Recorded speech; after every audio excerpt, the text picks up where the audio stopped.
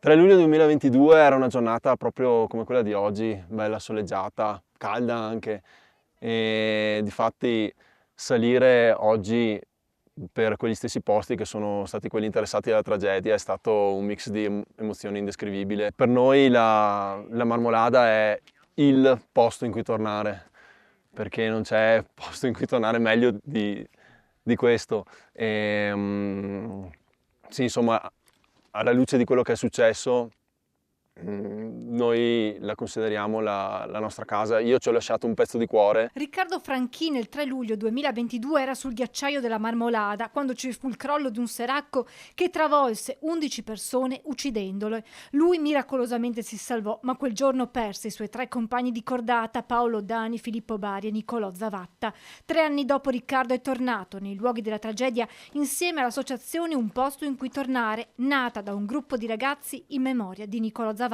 Poter tornarci, ecco, a distanza di 3 anni dalla tragedia è proprio dar valore a quello che è il nostro motto, cioè creare qualcosa di bello da una tragedia, da una cosa che ci ha colpito profondamente con la scomparsa di un nostro amico, di Nicolò. Il ritorno in montagna è stato naturale, racconta Riccardo, ed è successo in tempi relativamente brevi rispetto alla tragedia. Non ce l'ho assolutamente con la montagna, non la ritengo colpevole di quello che è successo, ma sappiamo che siamo noi, insomma, attraverso il cambiamento climatico, che è l'unica causa, insomma, di quello che è successo. Al termine della salita, sulla croce di vette, i giovani hanno apposto simbolicamente un adesivo dell'associazione.